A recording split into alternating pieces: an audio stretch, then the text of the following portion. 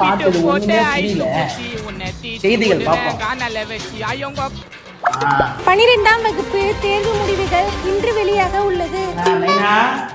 Result வருதாமே, pass ஆயிடுவியா? அப்பா ஸ்டேட் ஃபர்ஸ்ட் எடுப்பா, நல்லா எழுதிக்கிறேன். நீ தான் ஃபெயில் ஆயிட்ட. தம்பி பாத்தியா, மானத்தை காப்பாத்த வந்த புள்ளடா அவன். 12ஆம் வகுப்பு தேர்வில் ஃபெயிலான மாணவனே விஷம் வைத்து கொலை செய்த தகப்பனா. உன்னை பத்தி பேசிட்டான் பாத்தியா? டேய் குள்ளையா, என்ன வீட்டுல போட்டுக்க ட்ரெஸ் இல்லையா? பாய சுத்திட்டு தெரிஞ்சிட்டு இருக்க. நான் சும்மாரு, உனக்கு ஒன்றும் தெரியாது. பிறந்தோன்னு அப்பா நான் உனக்கு என்னென்ன பண்ணிக்கிறேன்னு தெரியுமா உனக்கு? பா காலை கொடுங்க. இல்லை கால் நான் உங்க கையை கொடுங்கப்பா. இன்றும் சற்று நேரத்தில் தேர்தல் முடிவுகள் வரப்போகுது. அப்பா அப்பா எனக்கு அவசரமா ஆய்வு எடுத்துப்பா, நான் போயிட்டு வந்துடுறேன். ரிசல்ட் பார்த்துட்டு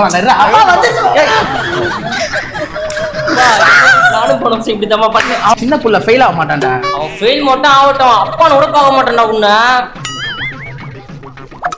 ஏப்பா ரிசல்ட் வந்துச்சு, அவன வர சொல்லுப்பா. வெள்ள வாடா